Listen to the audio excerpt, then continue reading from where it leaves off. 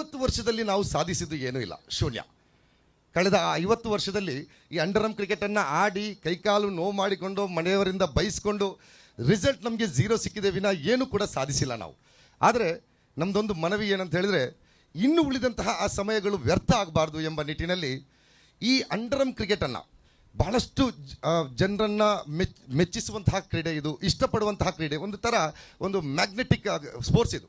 So ಇನ್ನು ಮುಂದಿನ ದಿವಸಗಳಲ್ಲಿ ಈ ಅಂಡರ್ ಆರ್ಮ್ ಕ್ರಿಕೆಟ್ನ ಬಗ್ಗೆ ಕೇವಲವಾದಂತಹ ಮಾತು ಬರಬಾರ್ದು ಎಂಬ ನಿಟ್ಟಿನಲ್ಲಿ ಸರ್, ಈಗ ಇರುವಂತಹ ಅವಕಾಶ, ಸಭಾಪತಿಗಳಾಗಿದ್ದೀರಾ, ಈ ನಮ್ಮ ಅಂಡರ್ ಆರ್ಮ್ ಕ್ರಿಕೆಟನ್ನು ಒಂದು ಗ್ರಾಮೀಣ ಕ್ರೀಡೆಯಾಗಿ ಸೇರ್ಪಡೆಗೊಳಿಸುವಂತಹ ಒಂದು ಪ್ರಯತ್ನವನ್ನು ಮಾಡಿದರೆ ಎಲ್ಲೋ ಒಂದು ಕಡೆ ಮುಂಬರುವ ದಿವಸಗಳಲ್ಲಿ ನಮ್ಮ ಆಟಗಾರರು ಅವರು ಪಡೆದಿರುವಂತಹ ವಿದ್ಯಾಭ್ಯಾಸಕ್ಕೆ ತಕ್ಕದಾಗಿ ಗೌರ್ಮೆಂಟ್ನಲ್ಲಿ ಆ ಸರ್ಕಾರದ ಕೋಟಾದ ಅಡಿಯಲ್ಲಿ ಕೆಲಸ ಸಿಗ್ಬೋದು, ಇನ್ನಿತರ ಯೋಜನೆಗಳು ಸಿಗ್ಬೋದು ಸರ್, ಅನುದಾನ ಸಿಗ್ಬೋದು. ಸೊ ಈಗ ಅದಕ್ಕೆ ಒಳ್ಳೆಯ ಸಮಯ ಅಂತೇಳಿ ಪ್ರಯತ್ನ ಪಡುವುದಕ್ಕೆ ಖಂಡಿತವಾಗಿಯೂ ಪ್ರಯತ್ನ ಪಡೋದು ತಪ್ಪಲ್ಲ. ಆದರೆ ಇವತ್ತು ನಿಮ್ಮಿಂದ ಅದು ಸಾಧ್ಯ ಇದೆ.